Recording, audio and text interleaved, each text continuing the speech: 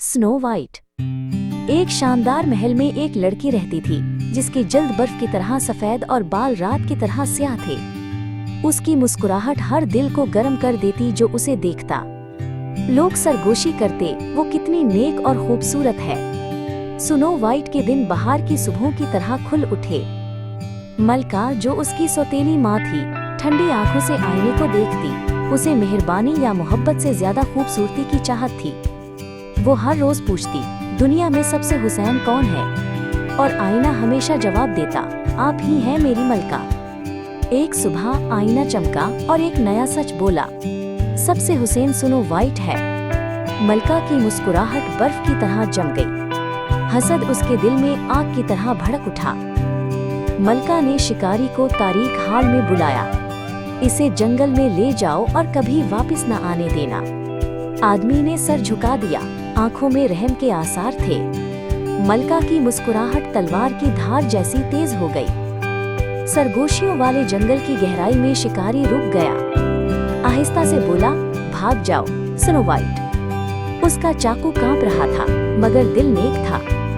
Snow white आंसुओं के साथ जंगल में भाग गई। सायों में दौड़ते हुए शाखें उसके चेहरे को छू रही थीं। आलू चीख रहे थे और हुआ भेड़िए की तरह गरज रही थी। उसका दिल कदमों से तेज धड़क रहा था। आखिरकार उसने दरख्तों के दरमियान एक रोशनी देखी। ऊंचे देवदार के दरख्तों के बीच एक छोटी सी खामोश झोंपड़ी थी।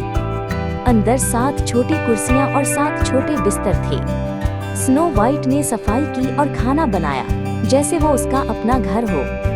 आंखों में आंसू लिए वो गहरी नींद में सो गई। शाम के वक्त 7 बोने पहाड़ की कानों से वापस आए। उन्होंने सोती हुई लड़की को देखा और हैरत से सांस रुक गई। वो कितनी नरमी और मोहब्बत भरी है, सबसे खुश बोना बोला। बोनों ने हंसी और गानों के साथ उसका इस्तकबाल किया। हर सुबह झोंपड़ी मौसीकी और गर्म रोशनी से भर जाती। स्नो वाइट सूप पकाती और लकड़ी का फर्श साफ करती। रात में वो आग के पास नाचते और कहानियां सुनाते। मेहरबानी उनके घर की सबसे मीठी धुन बन गई। दौर महल में मलका एक बार फिर आईने के सामने खड़ी हुई।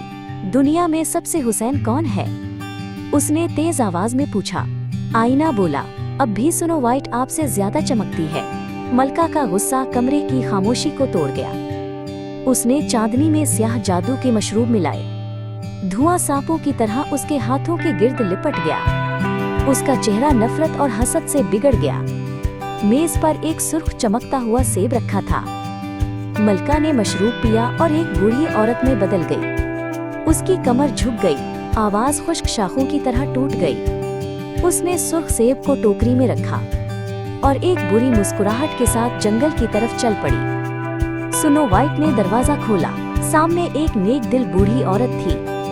बेटी, क्या तुम एक नवाला चखना चाहोगी? उसने नरमी से कहा।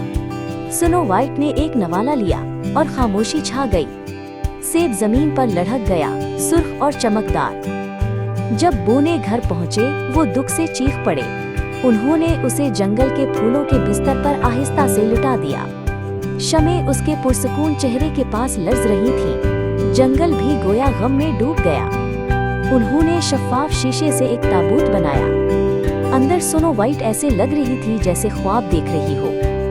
दिन रात बोने आंसुओं के साथ पहरा देते रहे। यहाँ तक के सितारे भी इसके लिए रोते महसूस हुए। एक दिन एक शहजादा जंगल से गुजरा। उसने दरख्तों के बीच चमकता हुआ ताबूत देखा। उसका दिल मोहब्बत और गम से भर गया। वो घुटने टेक कर बैठ गया और उसका नाम सरगोशी में कहा। उसने नरमी से बोसा दिया और जादू टूट गया। स्नो वाइट की आंखें बहार के फूलों की तरह खुल गईं। बोने हार इज़्ज़त से हाँफ उठे और खुशी से रो पड़े। जंगल एक बार फिर गाने लगा। स्नो वाइट ने बोनों को गले लगाया। आंसू शबनम की तरह चमक रहे थे। शुक्रिया मेरे प्यारे दोस्तों, उसने आहिस्ता से कहा। शहजादे ने नरमी से उसका हाथ थाम लिया। दोनों मिलकर पहाड़ियों के पार महल की तरफ रवाना हुए। घंटियां बजने लगीं और मौसीकी ने रोशन हॉल को भर दिया। शहजादा और स्नो वाइट हाथों में हाथ डाले खड़े थे। बोने दूर से देख रहे थे, आंखों में आंसू मगर चेहरों पर मुस्कुराहट। खुशी सूरज की रोशनी की तरह पूरे बादशाहत में फैल गई। मलका का आईना टूट गया, इसकी आवाज हमेशा के लिए खामोश हो गई। महल में हसद की जगह कहकहे गूंजने लगे। स्नो वाइट ने नरमी और वकार से हुकूमत की और मोहब्बत ने उसके दिल को हमेशा रोशन रखा। Thank you for watching.